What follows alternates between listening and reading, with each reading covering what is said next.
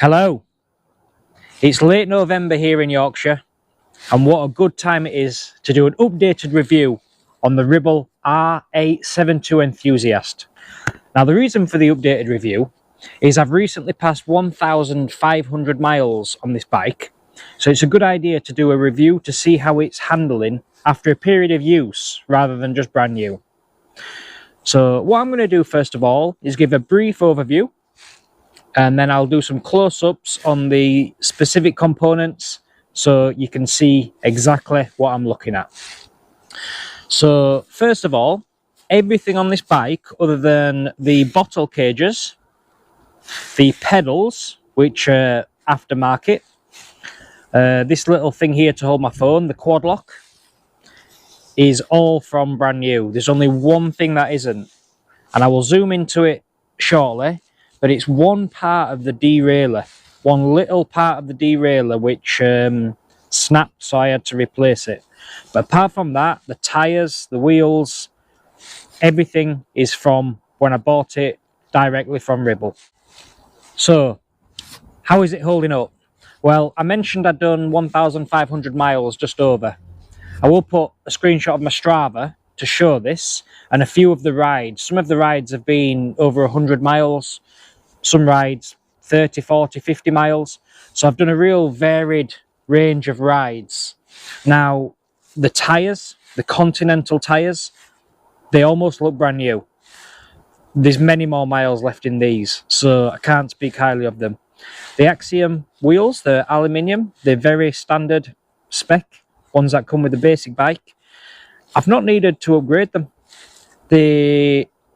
They've done the distance that I need to do. Yes, if I upgraded them maybe to some carbon wheels, I may find the rides easier. But specifically for reviewing these ones, the miles have been fine under these wheels. I don't feel any lag.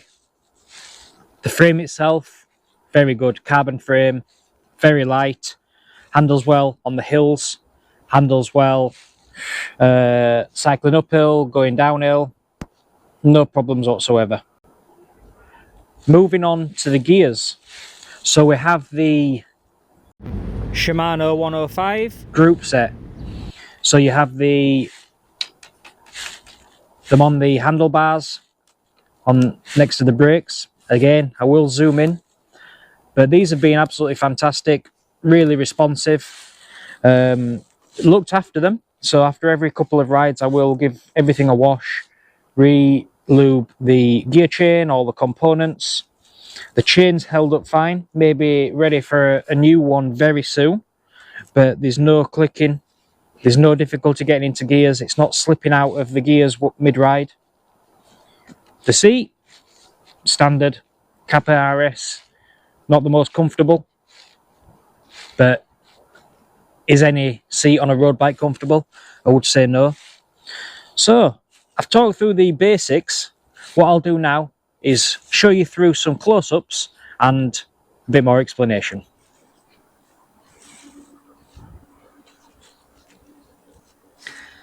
There are light scuffs. They would be my fault. There's nothing wrong with the factory presentation of the bike. When it came, it was pristine. I've tried to look after it myself.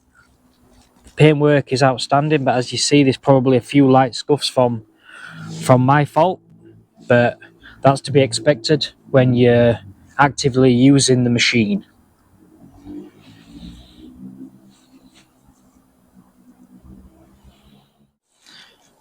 How do we perform going through the gears? Well, let's have a look.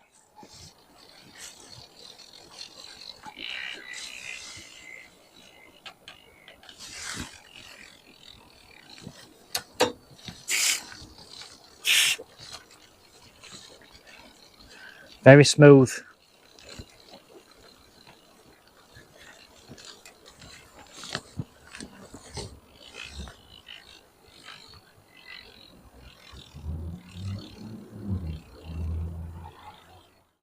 I did mention that one part that was replaced was one part of the derailleur.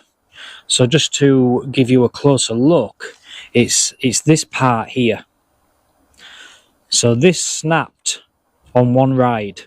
It may have been my fault, but this was the bit that was replaced, just this section here, to stop it from slipping out of gear. Apart from that, the rest of the components have stood up absolutely fine. And just to give you a little bit more context, it was fairly recently, so out of the 1,500 miles, I've probably done at least 1,200 on the old piece. So from factory new, it definitely lasted very well. But this new piece, it cost about £50 to replace at a cycle shop, and it's done great.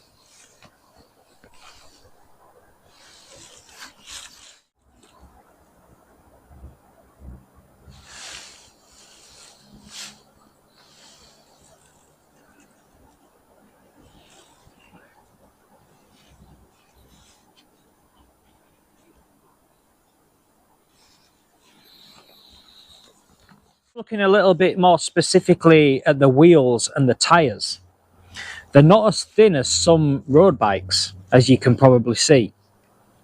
Now, what I found with these is they are more forgiving on surfaces that aren't just perfect tarmac. So just to give you an example, within the rides that I've done, especially when I don't know where I'm going and I'm following a sat-nav, it's taken me on more country roads where there's maybe more loose undersurface.